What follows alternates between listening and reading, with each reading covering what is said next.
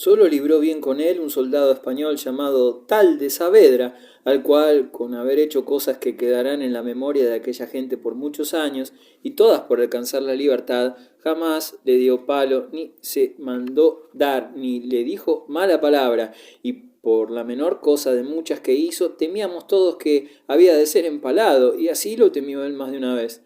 Su audacia llegó a tal punto que envió una epístola poética en tercetos a Mateo Vázquez, secretario de Felipe II, proponiéndole la conquista de Argel, en la que ayudaría una rebelión general de cautivos, lo que no mereció consideración alguna por parte del ministro del rey Prudente. Remitió también una carta a Orán con un proyecto de fuga, la cual fue interceptada, siendo empalado el emisario y condenado Miguel a recibir 2000 palos. Al final no recibió ninguno, acaso por intervención de algunas personas acaudaladas de Argel, que simpatizaban con Cervantes y a quien es probable que el inmortal alcalaíno diera lecciones de idiomas, matemáticas y otras ciencias. En 1579, otra intentona, se proyectó comprar una fragata por 1500 doblas, armada y liberar a un grupo de cautivos, pero también esta vez fueron descubiertos por otro renegado cuando solo faltaban 2 días para la escapatoria.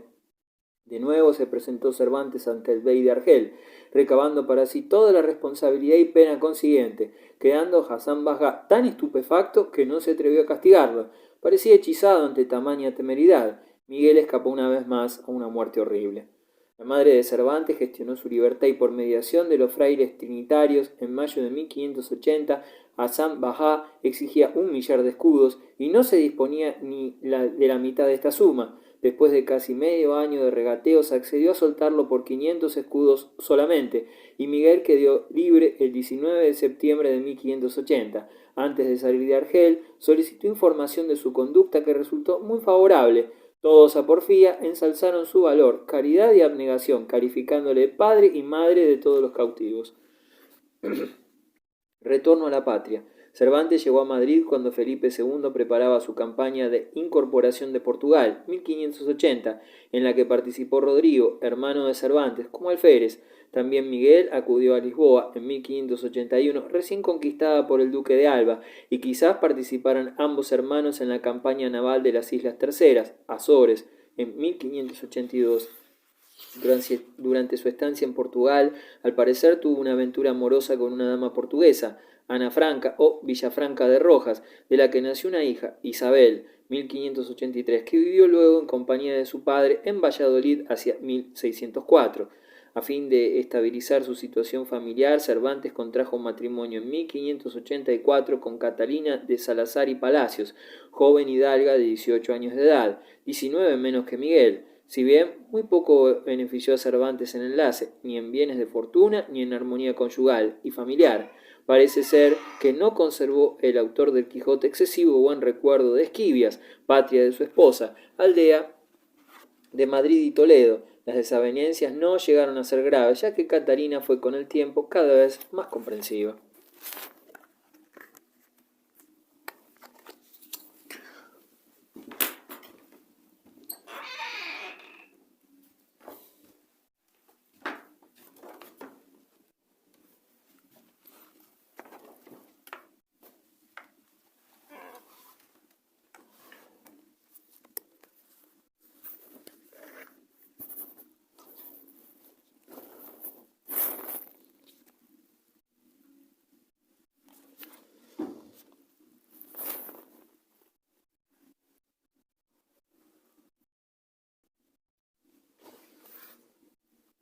En esta época empezó su actividad literaria. En 1585 publicaba su primera novela, La Galatea, de carácter pastoril, y algunas obras de teatro, aunque reconoció en esto la superioridad de Lope de Vega, genio precoz de la dramática española. Al no solucionar con esta actividad literaria sus problemas económicos, Cervantes hubo de dedicarse a otros prosaicos menesteres, traficando en cartas de pago, libranzas, etc. En 1587 fue nombrado comisario de víveres para proveer a la Armada Invencible, que se preparaba entonces contra Inglaterra, y esto le obligó a recorrer La Mancha y Andalucía, adquiriendo conocimiento de la sociedad de su época y pudiendo documentarse ampliamente para sus obras en prosa, aunque viviendo en la mayor estrechez. En 1590 solicitó un destino en las Indias, donde había plazas vacantes, pero a ello se opuso el veto de Felipe II.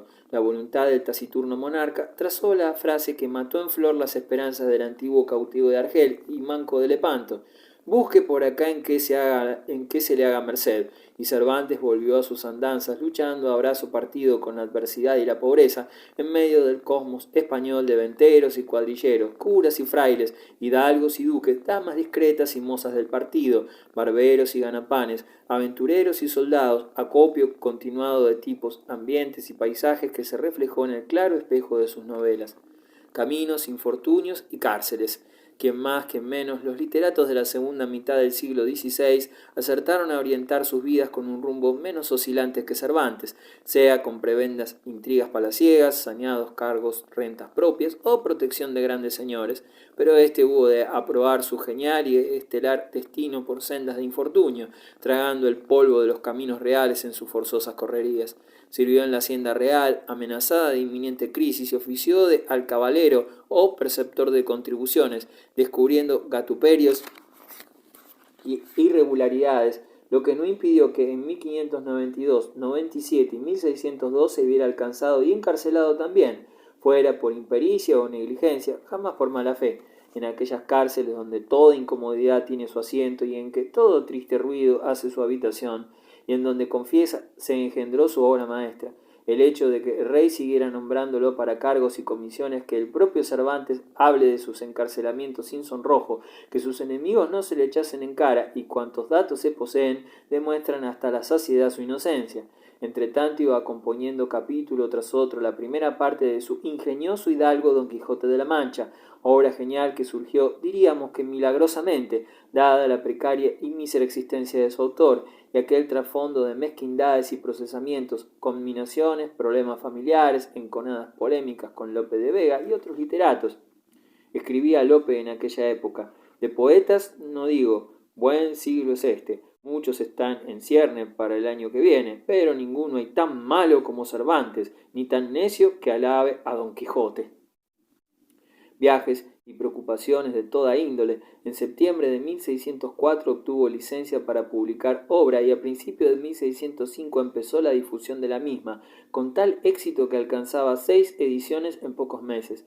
Pero, como pocas veces o nunca viene el bien puro y sencillo, sin ser acompañado o seguido de algún mal que le turbe o sobresalte, como decía el propio escritor, en aquellos mismos días le acaecieron nuevos desasosiegos. En primer lugar, 3 ediciones clandestinas del Quijote en Lisboa y un nuevo encarcelamiento en junio de 1605 por un delito ajeno por completo a Cervantes y que le acarreó enojosas consecuencias.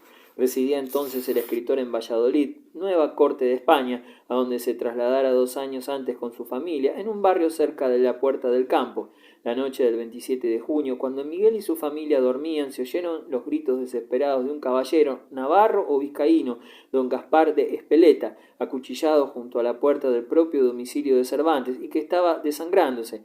Acudieron a toda prisa el escritor y los suyos a socorrerlo, pero la víctima falleció a poco sin hacer revelación alguna sobre su agresor. Llegaron los ministros de la justicia y encarcelaron a toda la familia y a algunos vecinos, sin entrar en averiguaciones de si eran culpables o no. El feo asunto se presentaba además muy oscuro, y la maledicencia alzó el vuelo, calumniando a Isabel, hija natural de Cervantes, como causa posible del crimen. El infeliz escritor gemía, entre tanto, en prisiones, mientras no se aclaraba el misterio, hasta que pudo averiguarse que Espeleta no mantenía relación amorosa alguna con la hija de Cervantes, sino con la esposa de un escribano. Sea por espíritu de clase o por lo que fuere, el juez que intervino en la causa procuró ocultar la culpabilidad del escribano y desviarla hacia la familia de Cervantes, hasta que por fin quedó clara y patente la inocencia de éste a costa de los correspondientes disgustos y perjuicios.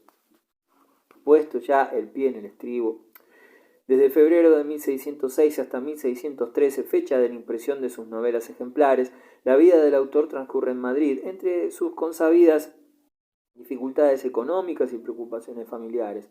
Un nuevo y grave desengaño tuvo cuando el conde de Lemos, su protector en alguna ocasión, fue nombrado virrey de Nápoles y no se acordó del escritor en la lista de sus acompañantes. Hoy es sabido que otro poeta, el aragonés Lupercio Leonardo de Argensola, aconsejó al conde que no le incorporase a su séquito. Entretanto, continuaba escribiendo y no perdía contacto con el mundo literario de la época. En 1612 asistía a las reuniones de un grupo de escritores que había fundado una academia salvaje en el Palacio de Pastrana, y allí encontró a Lope de Vega, con quien se reconcilió. 2 años más tarde publicaba Cervantes un poema, El viaje al Parnaso, en que aparecen numerosos literatos, entre ellos el propio Lope, a quien dedica cálidos elogios.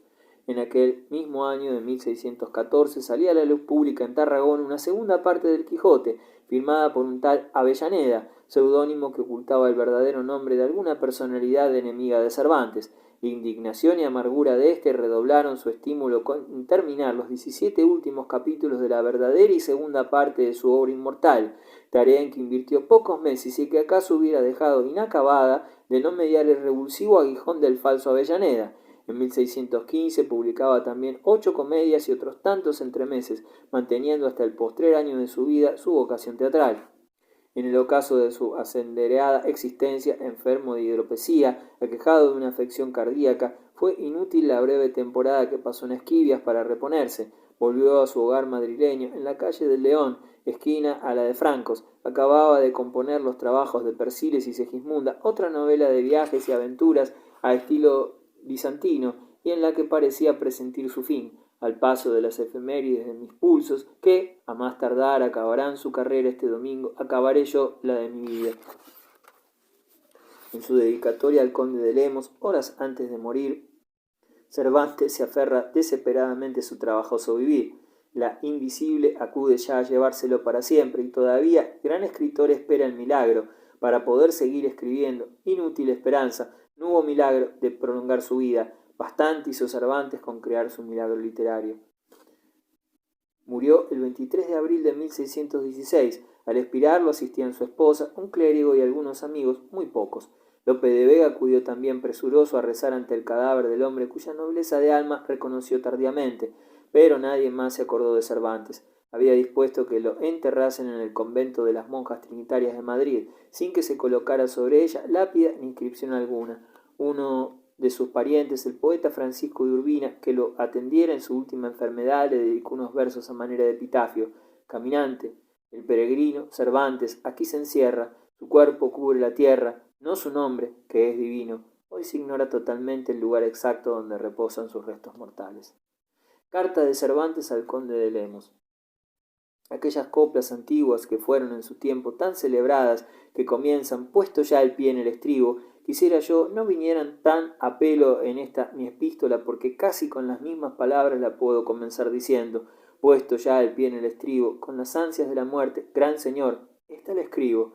Ayer me dieron la extremaunción y hoy escribo esta. El tiempo es breve, las ansias crecen, las esperanzas mengúan, y con todo esto llevo la vida sobre el deseo que tengo de vivir, y quisiera yo poner coto hasta besar los pies de vuestra excelencia, que podría ser fuese tanto el contento de ver a vuestra excelencia bueno en España, que me volviese a dar la vida.